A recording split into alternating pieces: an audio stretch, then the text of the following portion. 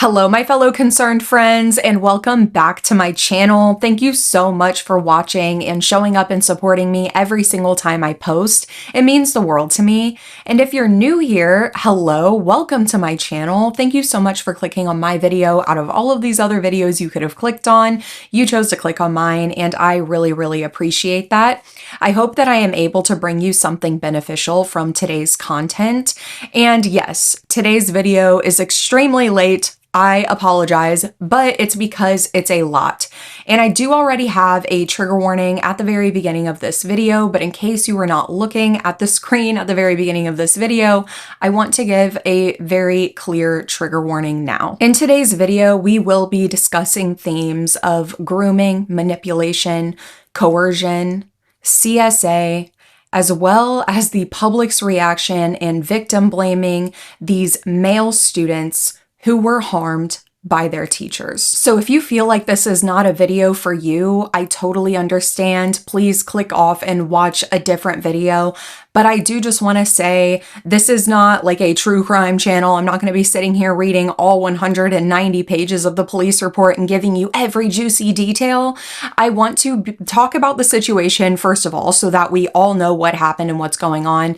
But the emphasis on my video today is going to be providing validation and resources, because what we are seeing happen in this current ongoing situation is something, unfortunately, so many male victims of CSA go through, and it is the exact reason why we do not see many male CSA victims reporting until much later in life, because they don't view themselves as a victim. Two teachers, including the older sister of Baywatch star Noah Beck, are accused of sexual misconduct with the same teenage student at their Arizona high school, according to officials. The actor's 27-year-old sister, Haley Beck, has been fired over previously revealed accusations that she groomed and then had sex with the student. Even paying him in what she allegedly admitted in messages felt like straight. Another teacher at the same school, Angela Burlaka, 47, has now also resigned from her job of 25 years after she allegedly sent the same boy a video of her saying his name while naked, according to a nearly 200-page police report obtained by the outlet. Right off the bat, there are so many things absolutely vile about this. Number one, the fact that it happened at all. Number two, the fact that it was two teachers at the same school at the same time. And number three, how the public is reacting and reporting on this. What do you mean this teacher had sex with a student? No, that teacher, Haley Beck, that boy. When it comes to these conversations, the words we use matter. And I talked about this in my community post that I had made telling you guys that I was going to make this video. How our words matter, obviously, and calling it some of the things these news outlets are calling it, which I will have examples playing right now. Like, no. These teachers were not sleeping with a student. These teachers were not dating the same student and essentially fighting over the same student so that they could be in a relationship with the student. No, both of these teachers, both of them, preyed on a child who very clearly, after reading the police report, is going through a lot and is having a really hard time. Beck, who has thousands of followers on TikTok, appeared to be aware of the other teacher, once allegedly writing to the boy that she didn't like being compared to Mrs. B because she's much older. Both could face criminal charges after police resubmit the case to prosecutors on Thursday. It was not immediately clear how old the boy was when the alleged incidents occurred, but it appeared to have been when he was a sophomore and junior. All of this came to light in August of 2025, although I want to say this, months prior to someone going to the police with the things that they have heard, somebody already reported everything we're about to look at to the principal. So the principal knew that this was happening, or allegedly happening, which, by the way, I know it's so annoying, have to say allegedly throughout this video, because they have not gone to court and they have not been found guilty, although They better be after what I've seen. But this person decided to come to the police and make this report, which I will read in a second, after seeing another one of these emails, which I will read to you once again in 1 second, that had already come out about Angela Burlaka. Dear Centennial family, last night we were made aware of an investigation by the Peoria Police Department involving Angie Burlaka, our COOP and child development teacher. Miss Burlaka was placed on administrative leave while an investigation is underway, which is consistent with how we handle all employee matters once any investigation is brought to our attention. We are fully cooperating with law enforcement as they continue their investigation. While they investigate, we have limited details to share. In the meantime, a qualified substitute will take over teaching responsibilities to ensure that learning continues uninterrupted for our students. Thank you for your patience and understanding. While news like this can be challenging to process, we will stay focused on supporting our students and staff. We will share updates as soon as possible. And shortly after this email was sent out and obviously people began talking, Haley Beck is also put on administrative leave for the exact same thing. Now I'm going to read to you guys the actual police report, and I just have one more disclaimer to make. I know, I'm sorry, but there are multiple redacteds in this police report, so if you're not watching the screen, I just want you to be aware of this. I am not going to say redacted, redacted, redacted. I am just simply not going to say anything and skip over the redacted and keep on talking. So if you're not looking at the screen and what I am saying is like, wow, that sentence made no sense, just know that it's because it was redacted. I saw an email about Haley Beck, the teacher at high school. My daughter was her as well as her. I spoke once to Haley about how I felt like her relationship was inappropriate with all the kids. However, I know that last year's team has had a lot of info about a boy she had an inappropriate teacher-student relationship with. He would meet her during non-school hours and definitely was Snapchatting him. After that initial report, police were able to get in contact with her and do like an official interview, and this is what was found out. Jessica expressed that Haley has never been appropriate. She explained Haley never acted like an authority and acted as a peer to the students. Haley would gossip and worry about what the students thought of her, trying to be their friend. Jessica also described Haley being manipulative in texts, such as asking why she was being bratty. This is something, the more we get into this police report, that you are going to see repeated and noticed, not by one person, two person, three people, four people, five people. There are multiple people in this police report who give very thorough statements. And this is something that you are going to see time and time again, not only in people's statements, but also the evidence that was extracted. She is stuck in high school, quite literally the epitome of peaked in high school, except in the worst way possible, as if people who peak in high school are not already miserable and insufferable enough. This is the kind of I peaked in high school that I want to keep experiencing high school, including preying on the vulnerable male students. The daughter also spoke to Jessica about instances occurring during the psychology class, spoke about Haley and the boy having weird arguments like they were dating. Haley would not mark him absent even though he was. On one occasion, spoke about overhearing Haley and the boy arguing in the hallway. During this argument, heard state something along the lines of it would wreck her career, not his. Jessica advised that Haley would have some of the football players come swim at her apartment's pool. So already, even with just this first person statement so far, we are already seeing very blatantly glaring red flags. This is textbook grooming. Picking one student that you have such a special interest in that other students are overhearing you argue with that student as if you're friends or boyfriend and girlfriend in the hallway, singling one student out to show special interest in, to the point that in front of other students, you're you are so not self-aware enough that you're pulling this one student that everybody knows you find special out into the hallway to argue, not marking only him late to class or absent when he is late to class or absent. These are behaviors that the other teachers should have noticed. And probably did notice. They just didn't care.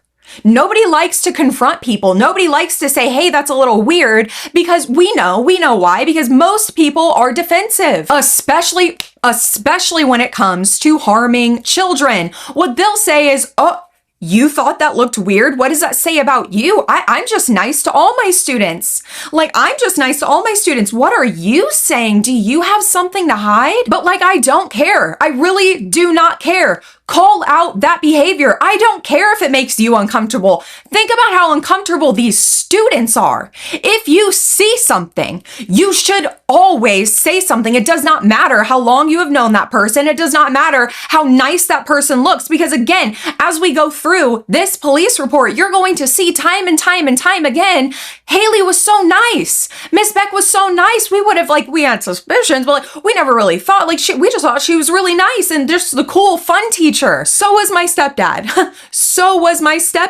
Because guess what? I knew that I could get anything with him. He would drop what he was doing at the drop of a hat to go get me a soda or take me and my friends to the movie theaters, take me out of school to take me to the movies. But guess what? As fun as he was and as good and funny and good dad he looked on the outside, and as much as I enjoyed the benefits of being able to get out of school early to go see a movie or essentially do whatever I wanted with him, it didn't take away the fact that he was harming me. He was harming me and I was scared and fearful and didn't know what to do. But hey, to everybody else, he looks like a really good dad. He looks like a really fun dad. And honestly, what do I have to complain about? Because I get whatever I want, right? The person who made this statement goes on to disclose that allegedly Haley had heard some students talking about the fact that Haley assaulted this boy orally. And once again, we see this stated multiple other times. Further in this police report, we get a statement from someone who is anonymous where they state the exact same thing, except include that apparently, allegedly, there is a video involved. A couple of students said that there was a video going around too. They never saw the video themselves, nor knows of anyone who saw it, but from rumors heard, it was of Miss Beck orally the child. Now, before we keep on talking about Haley, I want to switch our focus to the other nasty, disgusting, vile woman in this situation, Angela Burlaka. She heard some rumors about Miss Burlaka. She heard she sent all the football players. She does not know everything about that, nor is involved. She noticed when she started dating, Miss Burlaka would be weird with her. When she would go to the bathroom, Miss Burlaka would ask her if she was going to go hang out with. She asked her about blank all of the time. She thought it was weird. Miss Burlaka was one of the first people to find out and her were dating. She also heard Miss Burlaka added multiple boys on Snap. It wasn't just, she heard Miss Burlaka added on Snapchat either freshman or sophomore year of high school. This was after a football game. She texted him flirty stuff and was scared. She started sending stuff and would tell him that her husband does not satisfy me enough. She would tell to come to her classroom early and not tell anyone about this. She did not hear this through, though. She heard this from people close to him at the time. She has never seen this on his phone, though. She heard that other students have received similar messages. She does not know who, but she has heard people say that not the only one. She just knows the whole football team is bonded over how weird the teachers are and that they have seen the same pictures of Miss Burlaka. But 47-year-old Miss Burlaka is going after freshmen and sophomores, and I guess really any age, but particularly in this situation, she was getting a freshman, sophomore's Snapchat. There were messages recovered from Angela Burlaka's devices that do in fact prove she was talking to students. And through the recovery process of other people's electronic devices, we find out that there in fact was a video that she was sending to these high school students. Students. There is not just one victim here, guys. There is over 5, at least, that we can know of through this police report. Over the weekend of July 26th and 27th, Rochelle drove her grandson to San Diego to play for high school. While at a restaurant, Rochelle asked the open question of an older teacher reaching out to. He responded, "How do you know about that?" He disclosed that a teacher identified by Rochelle as Angela Griffin Burlaka had messaged 2 years ago, sophomore year, when he was 16 years old. Since that time, he has had contact with Angie. He showed Rochelle a video of an adult female, nude, with a shaped object. The female whispers, and she wants to suck him dry. Rochelle tried to send herself the video, and he noticed and immediately grabbed the phone from Rochelle's hand. He told Rochelle that he couldn't send her the video, but could send a different video. He sent the following video to Rochelle's phone. This color video with audio is 2 minutes long and depicts an adult female with developed in the shower. The camera is set up towards the top of the shower facing downward. The female's face is not completely visible, and only the nose to her mouth is visible. The female lathers soap on her body throughout the video. At some point, the female turns around and exposes her. And based off of their investigation, they are very, very positive that the person in the videos is, in fact, Angie Burlaka. In regard to Angela, there were few messages between Haley and, after serving legal process to Cloud Account, 2 videos were discovered that showed Angela in a state of nudity. One of the videos was provided to police by Rochelle. Metadata for this video shows he had the video after he turned 18. The other video, however, is believed to be Angela, based on the shaped object and background, which were the same items seen in her residence pursuant to a search warrant. The metadata for this video shows that he had the video before he turned 18. It goes on to say that it's unclear if she herself directly sent him the videos or how he got the videos in general, but as we can see through multiple witnesses in this police report, that this was like a known rumor. This was like a known rumor, and nobody in the school thought, hey, maybe we should actually investigate this. Like, actually really investigate this, like us ourselves report this to the police, because we care about our students, don't we? So how did anybody obtain this video if she didn't at least send it to someone? Genuinely, how would an entire school of students allegedly somehow obtain nude videos of their teacher? And how does that teacher, aware of that rumor, supposed rumor, and doing nothing about it? Like, I'm sorry, if I was a teacher and it was going around the school that allegedly my students had inappropriate pictures of me, I would be mortified. Mortified. And I would be talking to anybody that I needed to talk to put a stop to this and figure out how this even happened. I would not sit on my hands and act like everything is fine, because clearly it wasn't. Oh, but the school didn't want to take it seriously, right? Because kids will be kids and kids lie and we don't need to believe them. And now we are going to go back to Haley Beck. And I don't want anybody to think that I am like emphasizing only Haley in this situation, because I am not. There's just a lot more to go over with Haley than there is with Miss Burlaka. So please don't think that I'm just like trying to focus on her just because of who her brother is. Going back to that statement that we were originally reading about Miss Burlaka, this person goes on to talk about Miss Beck. With Miss Beck, she is a weirdo. She is weird with all of her students. She is weird with all the high school boys. She is flirty with and fixated on still being in high school. Everyone knows that. Other teachers have questioned her about it. Miss Beck has even told them about the teachers questioning her. Miss Beck used to text. She would text all of the football boys, but specifically, she would send him money and weird stuff. And that is a huge part of this case, is Haley Beck sent $650 to this child, to this student of hers. And no, not out of the kindness of her heart, and you're struggling, let me give you $650 to, like, get a new tire for your car, or all new tires for your car, or something like that, which still would be weird for a teacher to only be helping out like one student. Like, I know that there's good teachers out there who like bring treats for like all of their students and treat all of their students really special and go the extra mile. I love that. That's great. But not whenever you're only doing it to one student. That's literally textbook grooming. And before I get into reading these text messages, I do not want to see any victim blaming toward this boy at all in my comments. I do not care how funny he sounds, which, by the way, I'm going to get into this at the end, so I don't want to get ahead of myself. Nothing about this is funny.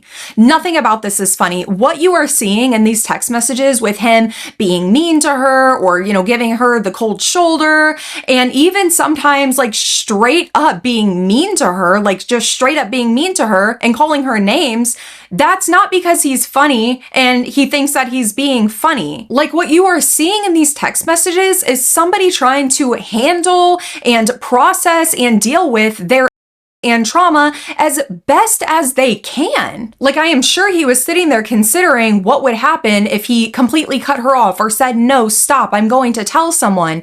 Number one, I already know that he was scared of getting in trouble himself. Here we can see in a message thread where he says, I didn't do anything with anybody.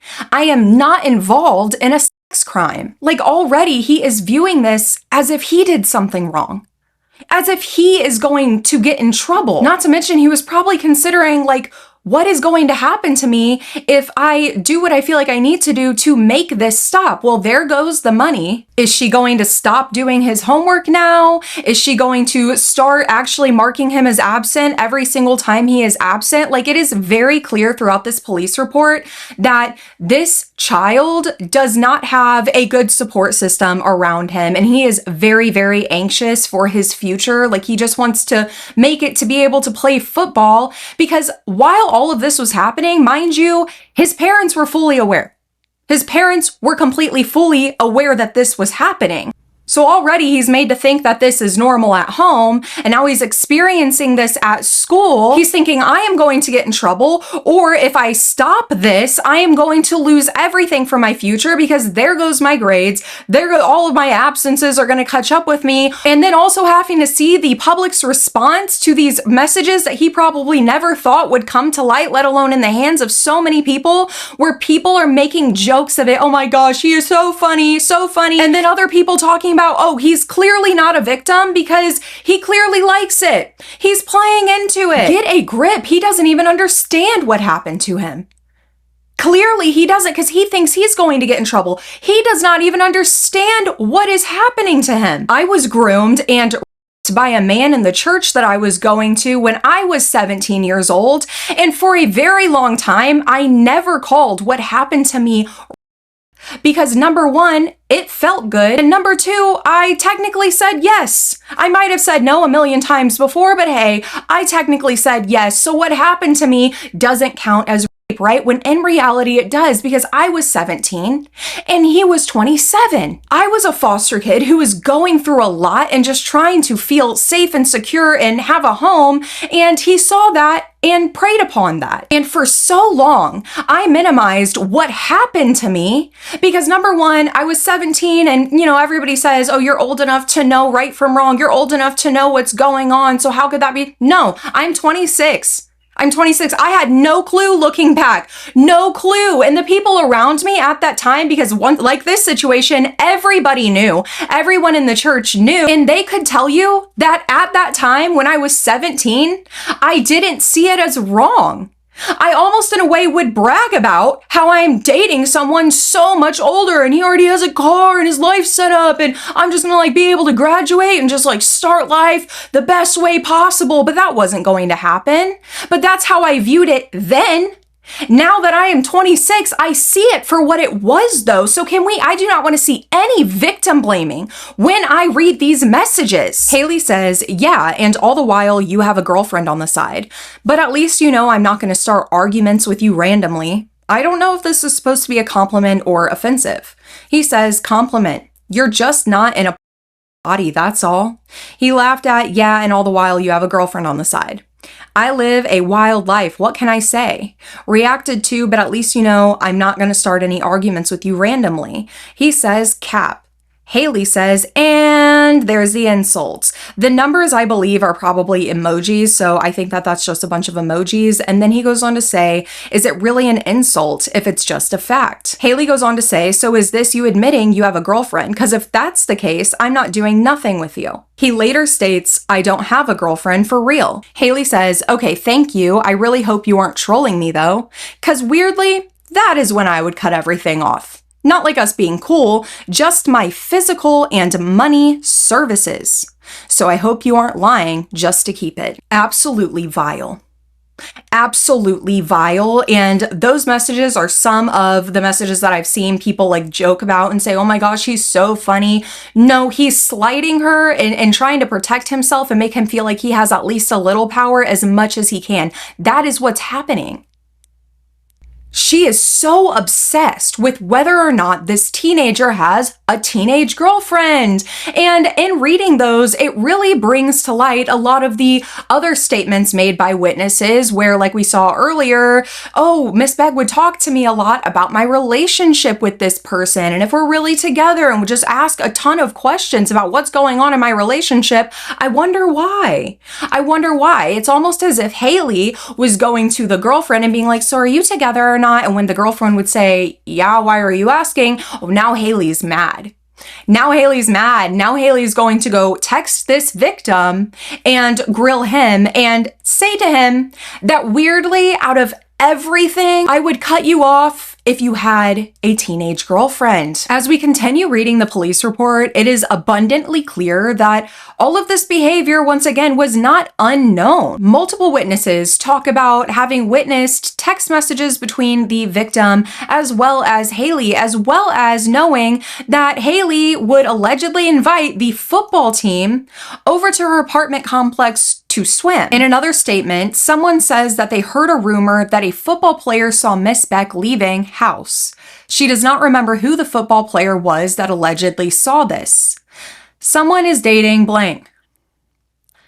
Blank is dating blank. She is not sure if the police have already interviewed. Told everyone that Miss Beck was sending money. She also heard that sometime during the second semester of school in 2025 that Miss Beck had some football players come over to her apartment to swim. 5 students are listed that all allegedly went over. There may have been others, but she could not remember. Here we can see in another statement that this person advised that Haley would have some of the football players come swim at her apartment's pool. The amount of people who knew and how blatantly obvious it was if these football players are going over to the apartment complex of a teacher. And why just the football players? Hello. And this teacher is being randomly spotted with students outside of school hours, leaving their house, texting them, sending them money. And you want to convince me that none of you other teachers noticed that at that high school? None of y'all noticed that? None of y'all thought to yourselves, hey, maybe we should all say something. Hey, maybe we should all go to the school board and say that this is happening. It's a distracting topic that so many students are aware of. Do something about this. No, of course not. Sit on your hands. Of course, because until there is direct evidence right in front of your face, no one wants to believe that this could happen. No one wants to believe the children. Throughout the messages between Haley and this victim, as well as a handwritten love letter that she had for him, we understand a lot more about what was going on.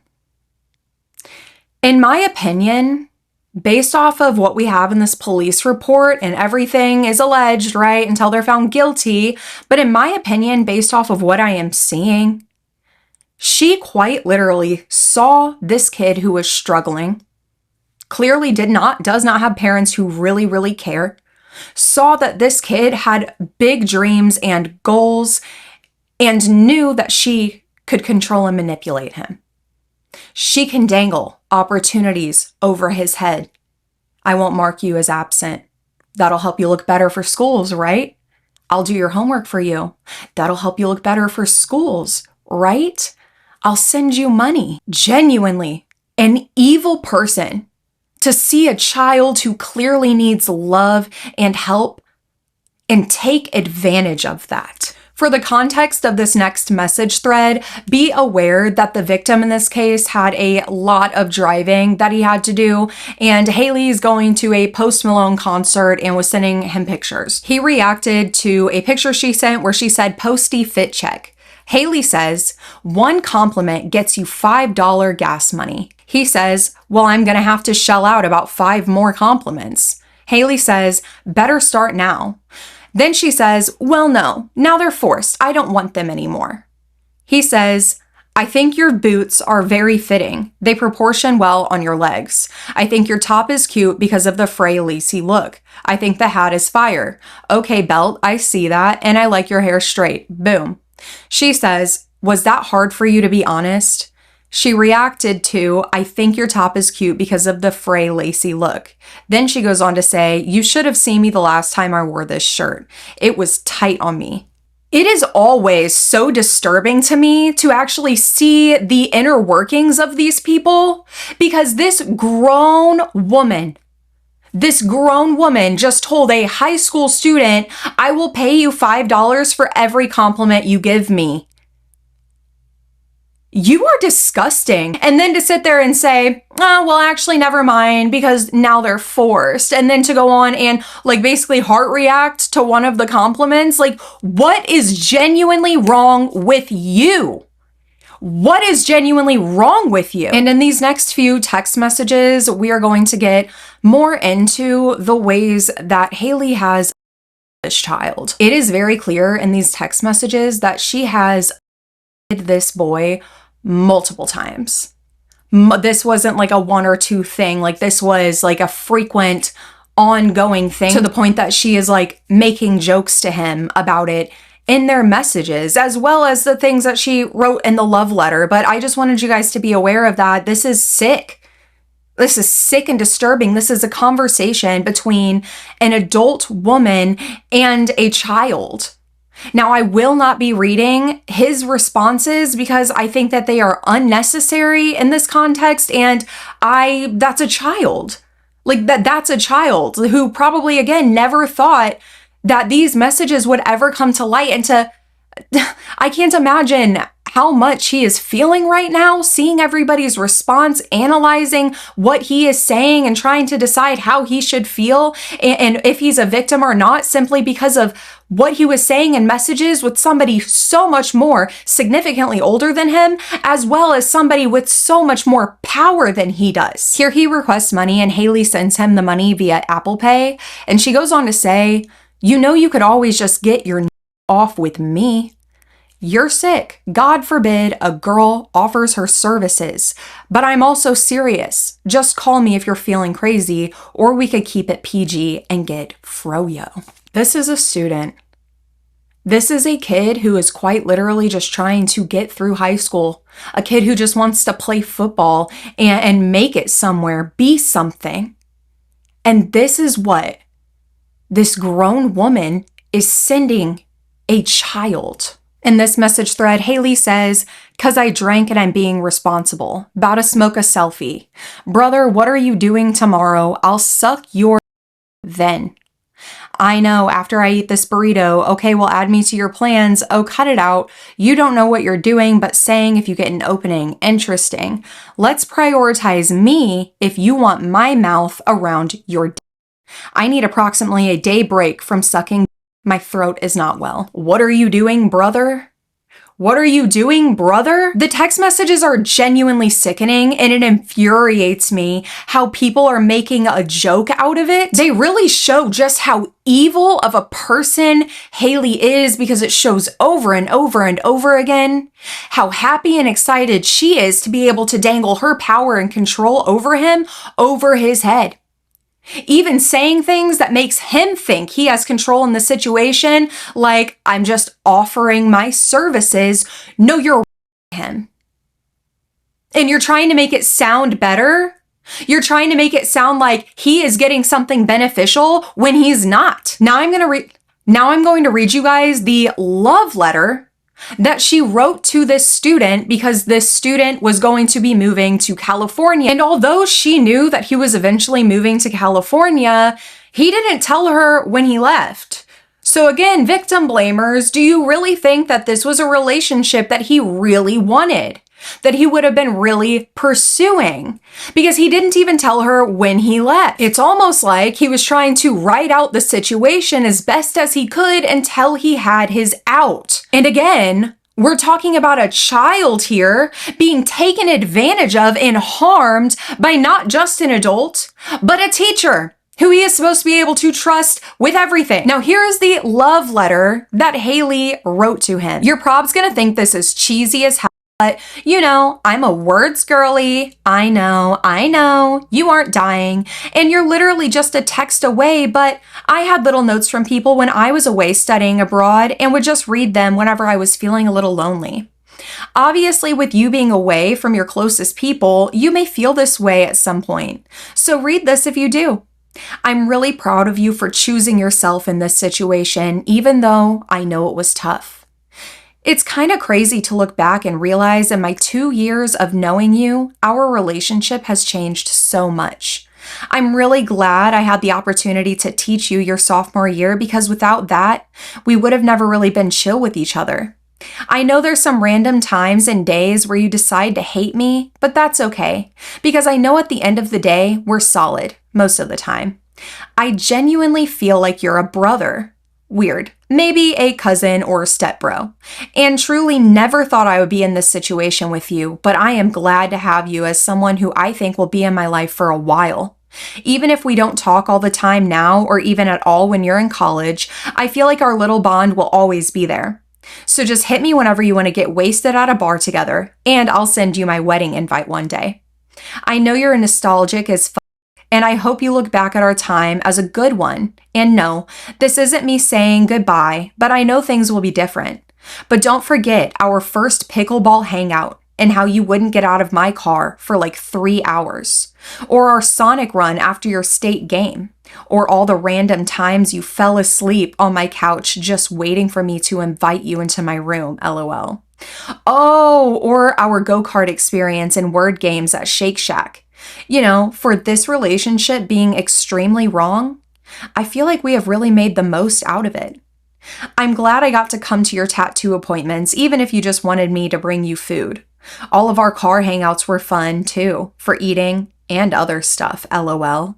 Or our night adventure in Cali. Like, there is truly no other student I know so wrong that I'd want to do all of this with. Don't let this all go to your head, but I'm glad you're in my life. Okay, ew, WTF. I mean, you've been to my parents' house, in their closet. Insane. I feel like you have opened up to me about a lot of things. I'm glad that I've been able to be someone you can talk to. Even though sometimes my advice or input is unsolicited, I'm happy we can talk about things. You know you can always reach out if you need anything. I won't lie, I would always look forward to when you would come over. Not even to do anything, but just to hang. I feel like I got good at being myself, but even with you, it was still just easy. Whether it was just to talk, watch movies, make pizza, or do other stuff, I'm glad we have those memories. And lastly, it kind of hit me that it'll be weird not seeing you during Storm in the halls, and even weirder not seeing you on the field. I'm sure you knew this, but you're the reason I went to all the games I could. Before I knew you well, I'd go to a few games a season, but last season I wanted to go to as many as I could, and I'm glad I did. Because those were the last ones I'd be at for you. It's not going to be the same, but I'm happy knowing you're happy where you're at. I'm proud of you to all you've done and all you'll continue to do. This is just the beginning. Even though you will go to your grave saying, we aren't peers, I'm glad to have you as a friend. Like, bro, you're the first person that got me to. You're always going to have that title. So we're locked for real. And maybe one day we'll be able to go to the aquarium. I'm here whenever. Even though you never say it back, I love you and wish you the best always. Love, Haley Beck. No, no, something needs done to not only both of these women, but quite literally anybody who harms children.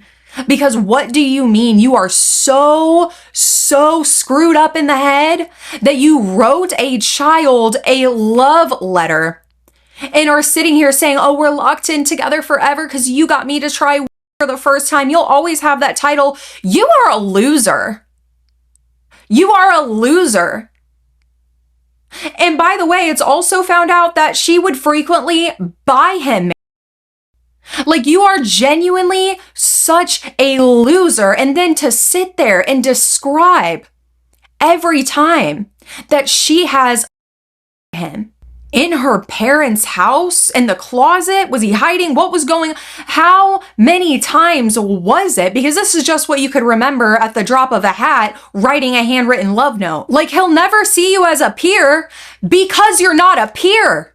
You are not a peer. You are an authority figure. You are a teacher. You are an adult. You are supposed to be the person kids come to and say, something bad is happening to me and I don't know where to go. You're the person who's supposed to know where to direct them. That's quite literally your job. You're not their peer.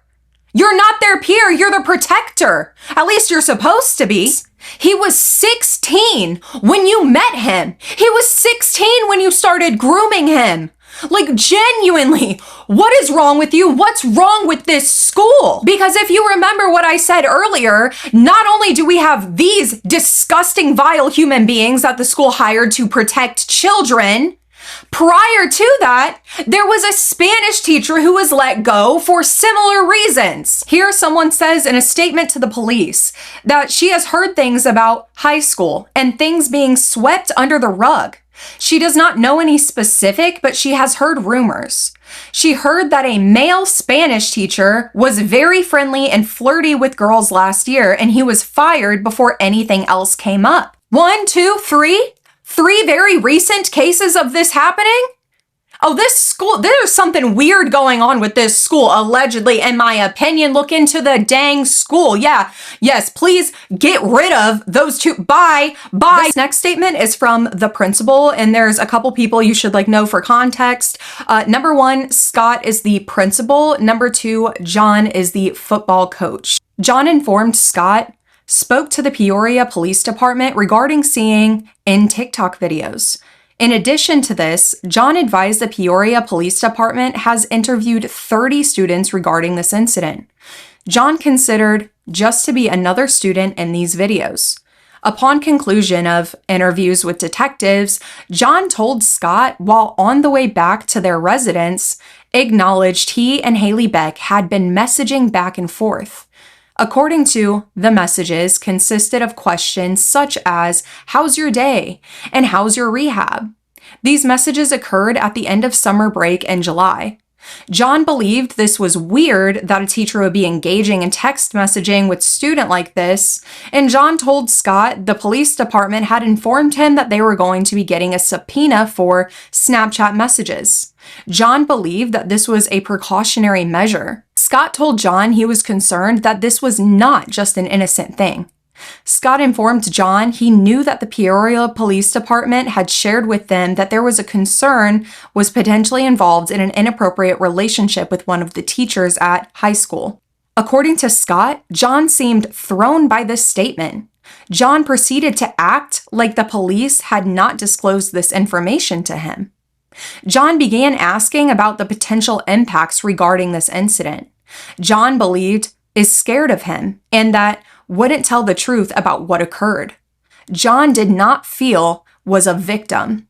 John advised that he would speak and let the school administration if he learns new information. But he doesn't see him as a victim. Why? Why? Because it's a teenage boy? But if it was a teenage girl, a 16 to 18-year-old teenage girl having during that time been groomed and you wouldn't be calling that a relationship. You would absolutely say that's a victim. You wouldn't call that a relationship. You would look at that and be like, that is really weird. That needs to be stopped. Oh, but when it's a boy, when it's a male child, he's not a victim. I actually had to unmutual on TikTok a fellow CSA survivor. She's a woman, a fellow CSA survivor, because I saw her talking on her live specifically about male SA victims. And she said with her whole chest, I don't believe in male SA victims because I think that they're right where they wanted to be. So you can't really cry about it. Right where they wanted to be. Right. That's why men hold it in for so many years and don't report until later in life. Do you want to know what the average age of disclosing CSA is? I'll give you a second to think. Don't Google it. I want you to actually guess. Guess what the average age someone discloses that they have been assaulted in their childhood? And by disclosing, that could be going to the police and actually trying to do something about it now, or maybe going to a therapist or whatever. But the average age of disclosure is 52 years old. 52. Why does that happen? Oh, because victims are victim blamed. They're told you actually wanted it. Or they're told, well, if I was in your position, I would have loved to be there. And so they deny what happened to them. They suppress it. They push it down. And sometimes they never acknowledge it. Sometimes they never even try to acknowledge what really happened to them because they want to run away from it. That's heartbreaking. That's not funny. That is a victim. These kids are victims. Because they're boys, we're not going to say what happened to them was a crime, right? That makes no sense. So now let's go ahead and talk about some statistics and facts when it comes to men experiencing SA. And of course, I will have all of the links that I use in my description. This is from RAINN.org. Get the facts about sexual violence against men and boys. Sexual violence can and does affect anyone and everyone. Yet, one group is often left out of the conversation: men and boys. An estimated 1 in 6 men experience sexual abuse before the age 18. One leading resource for male survivors, 1in6.org, advises that the true numbers may be even higher. That's because male survivors are much less likely than women to acknowledge or report being or I wonder why that is. I wonder why they struggle with self-doubt and questioning if what happened to them was really wrong. I wonder why. Could it be toxic masculinity? Could it be toxic masculinity telling little boys, growing up, teaching little boys that all they are is fiends? That's all you are. Boys only want one thing. Boys only want one thing. Yeah, let's go ahead and condition our kid to think that. Because then if they find themselves in a situation where they're asking themselves, oh, this actually isn't right? Oh, well, now you're going to tell them what? Oh, well, that's all you ever wanted anyway. You're just a boy. Other men would love to be in the same position as you right now. This is every dude's biggest fantasy. And then the victim blaming and the victim shaming, because people will say, oh, well, you ejaculated, so it must have not been. Then people say the same thing about women too, like, oh, if you orgasmed during then it wasn't an.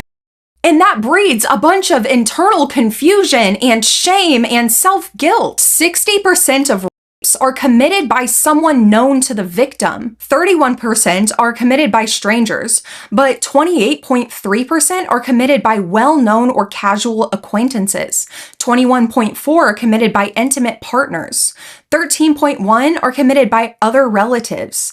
3.7% are committed by an unknown number of perpetrators, and 2.5% are committed by someone with an unknown relationship to the victim. And I also want to bring up this, which was released by the CDC, the National Intimate Partner and Violence Survey. So obviously I'm going to have this link down below, but it is really long, so I'm not going to be reading you guys all of it, but I will be showing you guys a lot of it because it is chocked full with good information. About 1 in 26 men in the United States reported completed or attempted victimization at some point in his life. About 1 in 9 men in the United States report being made to penetrate someone in his lifetime. About 1 in 4 men in the United States reported unwanted contact victimization during his lifetime. About 1 in 9 men in the United States reported harassment in a public place at some point in his lifetime that made him feel uncomfortable. It even goes on to break down the prevalence of victimization by race and ethnicity, which again is a lot of information, but I really encourage you to go read it for yourself. I want to take you to a couple tables that they have. So in this table, you can see it is showing the type of perpetrator among male victims. At the bottom, you can see it says intimate partner, family member, person of authority, acquaintance, brief encounter, and stranger. And this table is showing the age at first made to penetrate victimization. And as you can see, it's 18% was 25 and older, 38% 18 to 24, and 41% being 17 years and younger, which again would include the ages of these children that we are talking about. And so sad to see that 11 to 17 is 32.7 and 10 and younger is 8.7. point 4. We have to, as a society, work harder together to make those numbers 0. And we do not do that through victim blaming and victim shaming. We do not do that by making jokes about these situations. Some of y'all genuinely went through and read that police report. You sat there and you read everything and you thought it was funny. That's what you're focused on? Is how this victim is using what little power he can, what little control he feels like he has to make himself feel better in this situation by putting down the person who is manipulating, controlling, and harming him. And y'all read all of that and thought it was a joke. Y'all read that and said stuff like, he's low-key kind of funny. He's low-key funny as hell. Yes, he's a victim and I feel so bad for him, but he's so funny. I promise he does not think any of this is funny. I promise you, he does not think y'all sitting here irresponsibly sharing these text messages is funny. It's not a joke. It's not a joke. And the amount of people that I have seen talk about this with so, like, just such a not serious attitude, being like, oh my gosh, that's so funny. She's so dumb and embarrassing to not see what is wrong with you guys? This is an actual kid right now. I don't know if he's still in high school or not, but this is a kid right now who actually went through this, and now he is seeing y'all online read these very intimate and personal details about what happened to him and his life, and instead of y'all taking it seriously and using it as an educational moment to make parents more aware of what grooming can look like and how it is your job and our job as the community to keep our eyes open and report what we need to report. No, y'all can't do that, right? Y'all can't do that because it's tea, right? It's tea. Oh my gosh, it's tea. I keep reading it. I'm eating my popcorn. Oh my gosh, this is just getting juicier and juicier and juicier. And then y'all move on in a week. Sitting here victim blaming boys in this position by saying they're right where they want to be. And all of you men, I see all of you men sitting here saying, you lived my dream. You lived my dream. This is everyone's greatest fantasy. All of y'all are why these numbers are not 0, because we can't take anything serious. As it stands today, Angela Burlaka and Haley Beck have not been arrested. So that male victim that we have been primarily talking about, no justice for him. No justice for him. Any of the other male students or students in general who have been groomed and manipulated and used for these adults' gratification, no justice for them either. And hey, the police did try pressing charges. They did. They sent it to the prosecutor and the prosecutor sent it back and said, we need more evidence. So now they're just working on trying again. I do not know how these women could be found not guilty.